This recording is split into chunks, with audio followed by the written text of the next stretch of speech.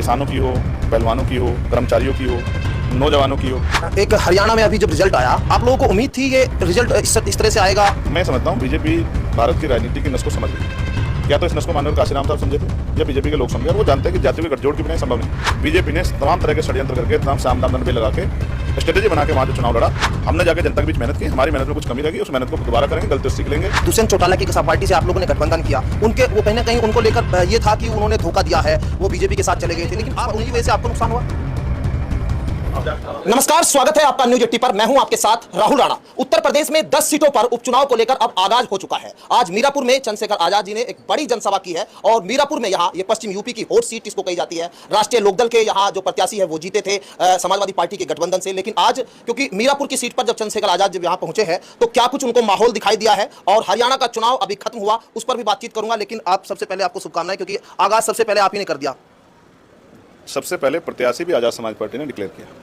जैसे आज़ाद समाज पार्टी ने प्रत्याशी डिक्लेयर किया तो और पार्टियों को भी लगा कि माहौल को डिस्टर्ब करना चाहिए, उन्होंने भी अपने प्रत्याशी डिक्लेयर किए। बहुत सारी प्रत्याशी पार्टी का डिक्लेयर नहीं कर पाई, लेकिन हमने सिर्फ प्रत्याशी डिक्लेयर नहीं किया। हमारे साथियों ने, भाई गुफरान प्रधान ने, भाई कामरान ने, भाई हमारे जो हैं खुर्शीद मंसूरी साहब ने, हमारी भीम आर्मी की जिले की टीम ने, जिले के अध्यक्ष ने, उनकी पूरी टीम ने, प्रभारियों ने, विधानसभा के अध्यक्षों ने, इस तरह से ही पार्टी के जो हैं जिला अध्यक्ष ने, प्रभारियों ने, प्रदेश कोर कमेटी के लोगों ने, मंडल कमेटी के लोग उसी दिन से मोर्चा ले लिया था कि हमें ये सीट जीतनी है, अपनी पार्टी के हिस्से में यहाँ से जीत सुनिश्चित करनी है। उन्होंने मेहनत की है।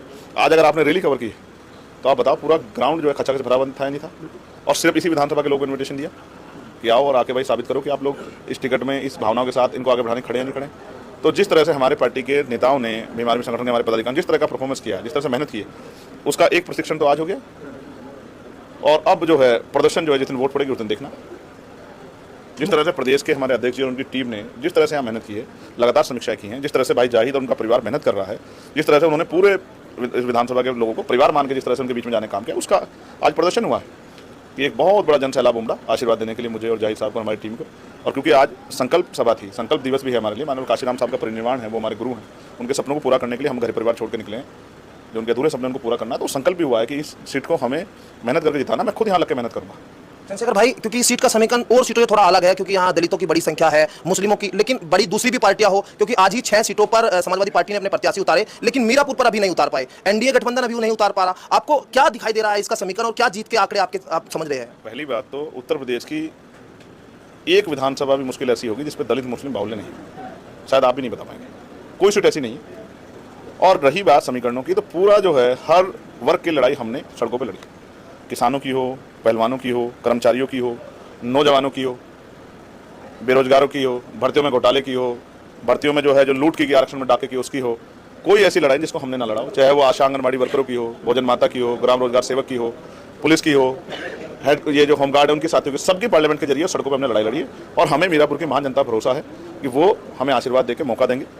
मुझे अपने जो अति पिछड़ा समाज है, पाल, प्रजापति, सैनी, कश्यप, तमाम जो जातियाँ, सैन, विश्वकर्मा, सब जातियों पर भरोसा है कि वो जातिगत जनगणना जिसकी मांग कर रहे हैं, जातिगत जनगणना हो, आरक्षण की सीमा बढ़े और उन वर्गों को संख्या के आधार पर आरक्षण मिले, उनके आधार पर उनका जो है उनकी तरक्की के लिए उनका आशीर्वाद भी गुजर समाज का, जाट समाज का, सिख समाज का, मुस्लिम भाईचारे का, सब लोगों का, हर जाति धर्म का वोट भाई इनके चेहरे पर जाए जी और पार्टी के संगठन पर हमें मिलेगा, ऐसा हमें भरोसा है। 10 सीटों में क्या देख रहे हैं अपने लिए उम्मीद आप?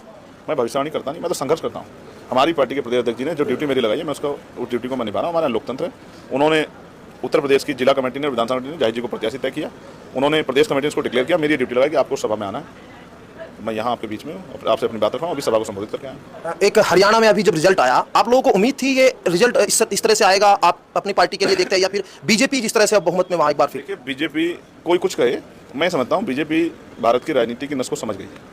क्या तो इस नस को माननीय काशीराम साहब समझे थे या बीजेपी के लोग समझे, और वो जानते हैं कि जातियों के गठजोड़ के बिना संभव नहीं।